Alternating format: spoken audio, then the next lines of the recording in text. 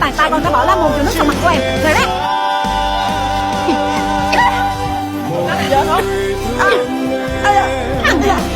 Luôn luôn bên vợ chằm chằm. Một đứa là một đứa bên giật, đáng đánh cả hai con.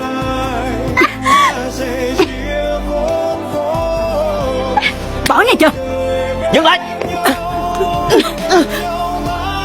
Không có được đánh nữa. Tại sao lúc nào cũng là lỗi của cha?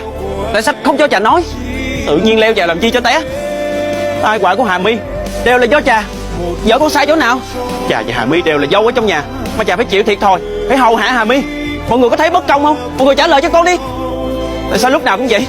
Bộ con là một người vô dụng, thì vợ con cũng phải vô dụng theo hả?